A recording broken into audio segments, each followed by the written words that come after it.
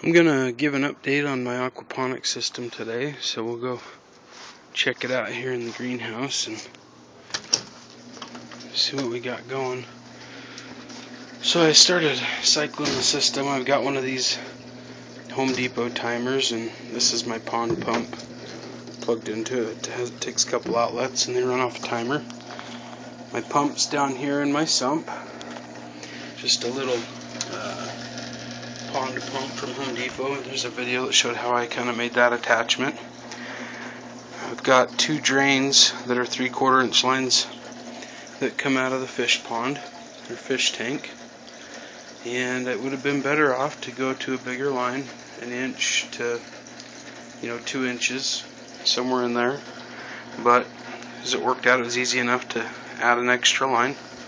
I've had to take these sumps out for a couple various problems of changing the pump and different things, so I have valves on them now, and I've got a one of these unions here that can unscrew, and then both parts rotate up with the valve closed, and the barrels can be taken out.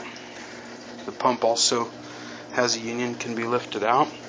I've got my swirl filtration going, and if you take a peek in there, you can kind of see it going. There's the inlet, and it just kind of, there's a bug in the water, so that'll help float it around. Maybe he'll end up.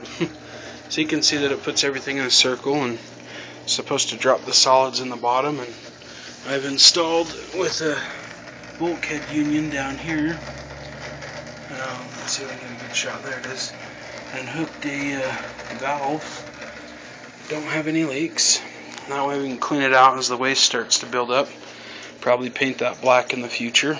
I've got some tomato plants and a cucumber and some peppers down on the end that are growing in this thing, and they've been in here for a few days now, and they came out of the ground. I've got a video, you can see me planting them in, how that worked. And we've had a lot of problems with bell siphons, and what I finally did is went up to this 2-inch one, and I cut notches out, and I had to have the holes to get them to break siphon while the pump's in continuous run.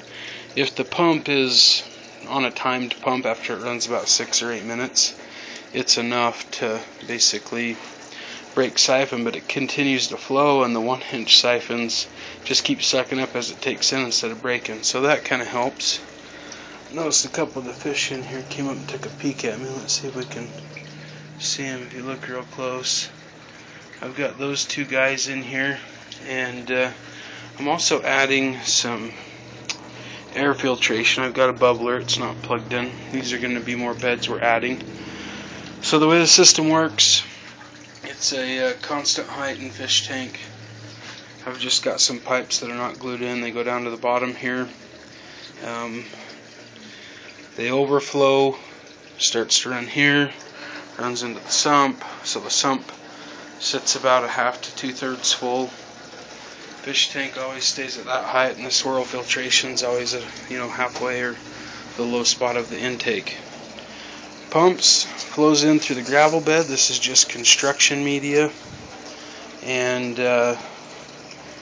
fills them up. We start to siphon. You can see it's starting to take effect right there, and these two are on their own separate drain pipe.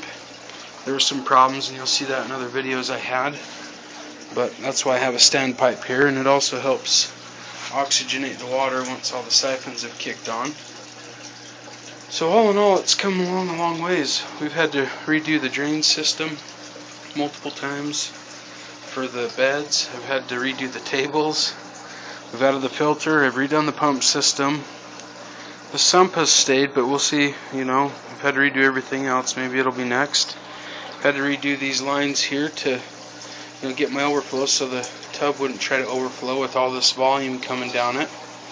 And I had to add drains. I got to add one more drain line for these two drums, and these will be more than likely continuous flow.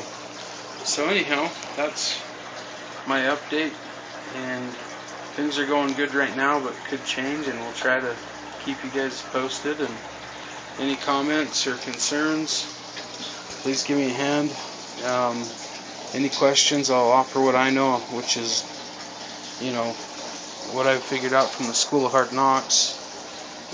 And greenhouse material, I put plans up for the shed in a video. Could try to JPEG it if people wanted it, but I'm not sure how to do that on YouTube. Anyhow, there's a plan for this, and I kind of put it together. It's all boring, but you know, it is what it is. And I put Solex on the outside, and this stuff is awesome. So this shed cost about $1,200 to build it, but most of it was in Solex. There's only maybe 300 or 400 in just lumber. Anyways, there is the aquaponics system, and let's see if we can see the fish in here. Well, there's a little school of goldfish, and those other two Oscars seem to chase them around, but the goldfish are bigger, and they're still doing fine. They just kind of school up, and they all give each other a stare down. And it's kind of an interesting thing. Probably get the Oscars out of here before too long. But anyhow, there you have it. Things are siphoning, and you know, they're breaking siphon. This guy over here, he started draining. I'll probably show you down here too, so you can. Oh, he's already drained his entire tub out. Have to work on that, getting it to go a little slower, or it'll just fill twice. But there you have it.